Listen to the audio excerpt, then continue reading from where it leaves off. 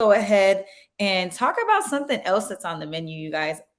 I don't know about you guys, but I am a huge fan of TLC. And back in the day, if you guys remember, there was that show called 19 Kids and Counting, and it was about this whole Duggar family. Do you guys remember that? And it was the mom and dad, they had a bunch of kids.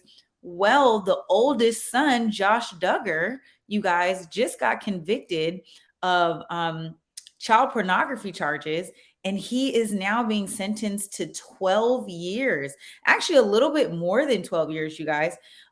He has to register as a sex offender. He's going to be on 20 years of supervised release. He has to pay, a ton of fines. But he was arrested back in April of 2021 in Little Rock, where detectives say that they found child pornography files in his computer that he used for work. They even allege that a lot of the downloaded content was from, showing sexual abuse of children as young as toddlers.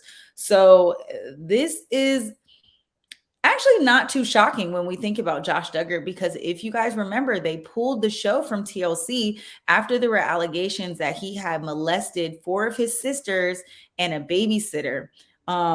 Subsequently, after that, TLC pulled the show, like I mentioned, but then Josh came out and admitted that not only had he molested his sisters and the babysitter, but that he had also cheated on his wife. And so this kind of falls into that, and he also mentioned that he had a pornography addiction.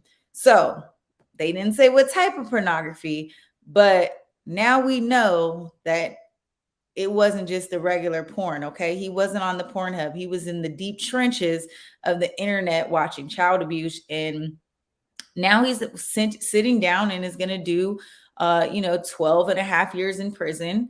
And unfortunately, he'll be getting the help that he needs. He'll be in some type of rehabilitation center in federal prison.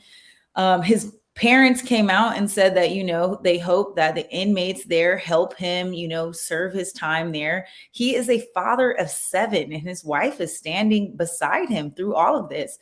He was released on bail during this time.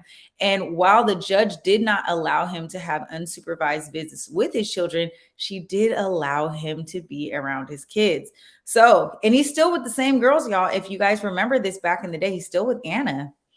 And she's standing by him. I mean, I guess they got 7 kids together. I mean, where are you going to go? But let me tell you one thing, baby. If I am married to somebody who is a registered sex offender, who is creeping on kids, baby, there will be no standing next to you. We're good. We are good. I don't care about none of that. But the Christian community is really coming out and having these more thoughtful conversations around sexual predators within their community, and how some of the children who are being homeschooled within those smaller niche communities can come out safely and talk about that stuff. I mean, these guys were on air all the time, and to think that their brother was the predator in the house. So kudos to them for finally coming out and being able to speak up about that and bring some awareness to the community. But dang, Josh, it was giving weird vibes even back then, but I didn't expect that. Did you guys expect that? I mean, let me know if I'm the only one who was a real fan of 19 Kids and Counting. So I don't know. And to be the oldest boy, it was given just a little bit too much, if you ask me. Well, we'll see what happens. I mean, he's got a dozen years to do, so hopefully he will do the full time on his sentence. We'll see, y'all.